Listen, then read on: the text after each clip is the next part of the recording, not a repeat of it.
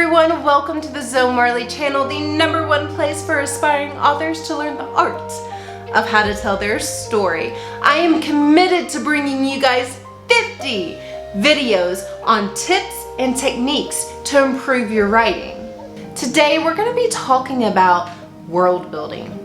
This is kind of, chicken or the egg scenario. Which comes first, the characters or the setting? For me personally, I want to get that initial idea of the start of the story. In order to do that, I need to know my character. From there, I can build that ordinary world scenario. And then I'll tackle the setting of the rest of the world, because that's a small feat. You at least need one protagonist. Sometimes you need 20. In my case,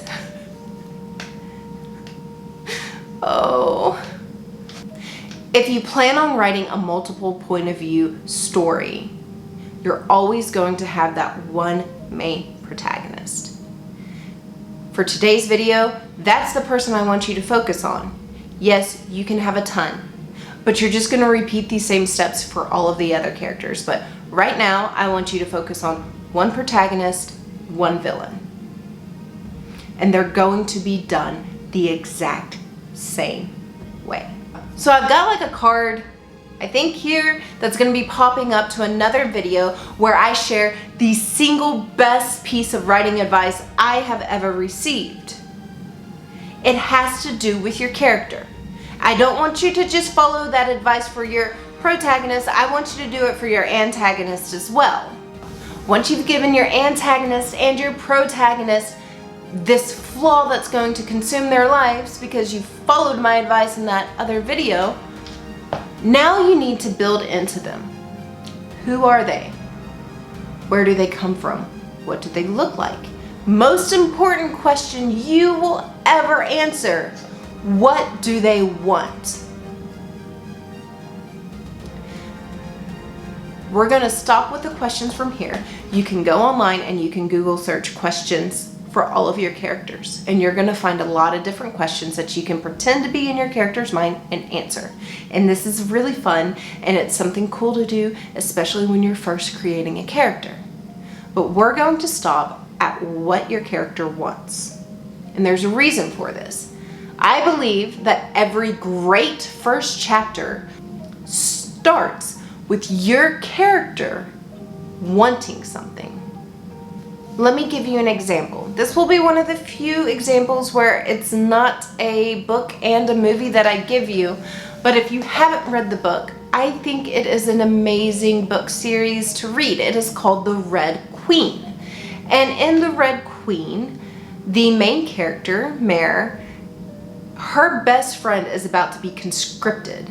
This is pretty much being forced to fight into a war where the rulers believe that they can just throw bodies at a problem and they really don't care if those bodies die. And her best friend is about to just be sent off to this horrible place to die. Right? Terrible. So Mare is trying to figure a way to smuggle him away from being conscripted.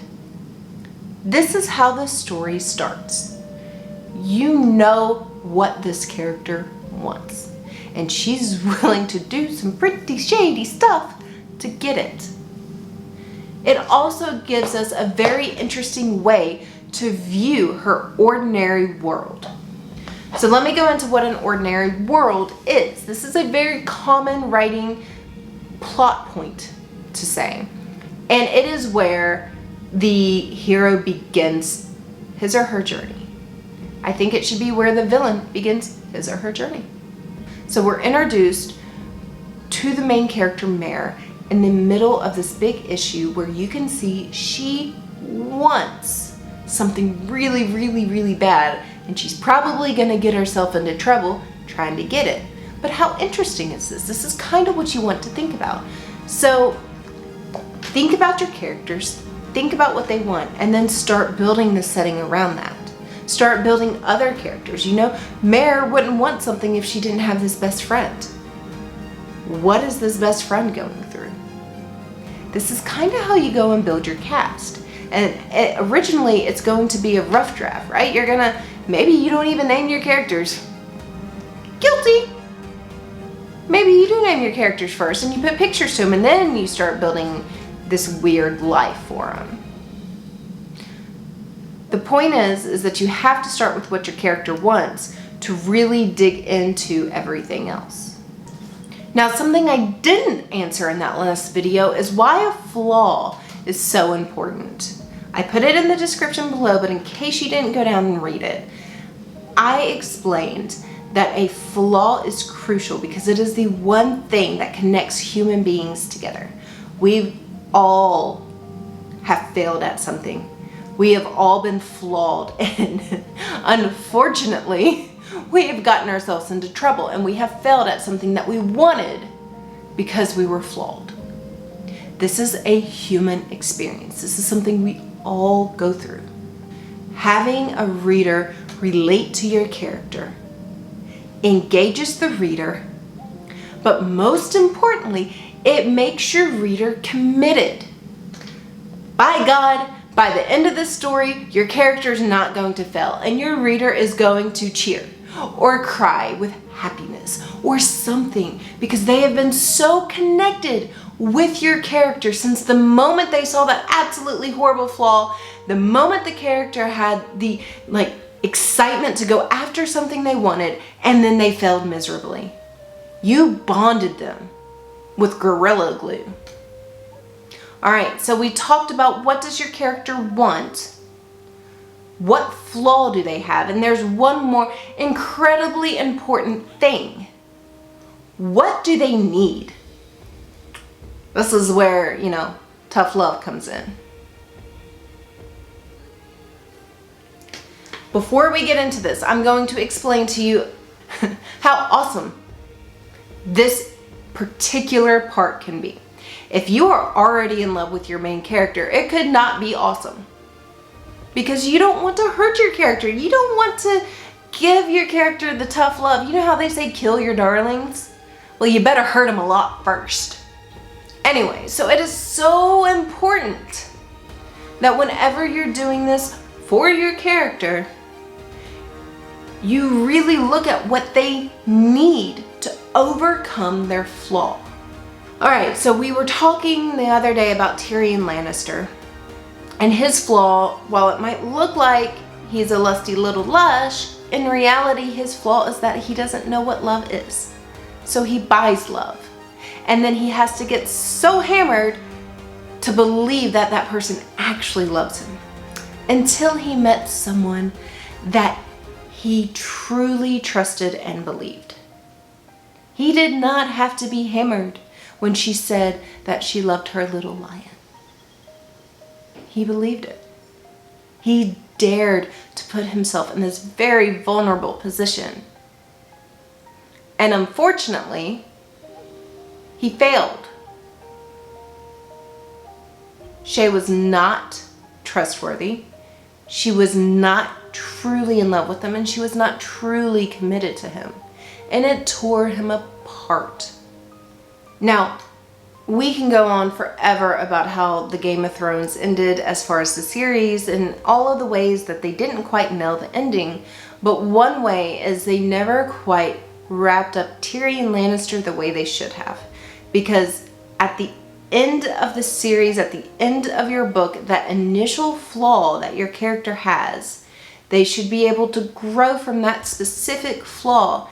In the story, Tyrion left us without having love in his life. That, I feel like, was completely wrong. I feel like somehow, some way, instead of just working himself to death and being this clever little man, he should have been able to find love, true love. I genuinely believe that. That would have wrapped up his character arc. And he should have found it in a way that didn't require him to pay for it. That didn't require him to be the little lion or someone rich or somehow, some way to find love for who he truly is. Because he had never had that in his entire life. And it was one of his biggest flaws throughout the entire series. All right, so let's recap. We're going to create our characters. We're going to make our antagonist and protagonist kind of mirror the same journey. We're going to start with our character and we're going to, answer a few questions, but the biggest one is, what does my character want? The next one is we're going to watch this video and we're going to answer, what is my character's biggest flaw? How am I going to make them fail? And then lastly, we're going to say, what does my character need? Because until you understand what your character needs, you cannot make a good ending for your story. This is not the only thing that makes a great ending, so we'll discuss great endings at a later date. But this is a requirement, a basic need for a good ending. Nail those 3 things down. Do it for your main character, do it for your villain. If you have multiples of each, do it for all of them. Yes, it's extra work, but here's the thing. If you're writing multiple characters, it's extra work. If you're writing series, it's extra work. And it's gonna be worth it, so don't quit. Alright, so if you got value from this video, I want you to smash that like button. In the comments below, I want you to tell me about your MC. I want you to tell me about your villain. And hey, are you crazy enough to be writing multiple points of views? Are you crazy enough to be writing a series? Let me know. I want to hear from you. Also, if you are genuinely committed to bettering your writing, come take a look at my channel. Click the subscribe button, ring that bell, because I am here and I am committed to bringing you 50 videos on tips and techniques to improve your writing. Thank you.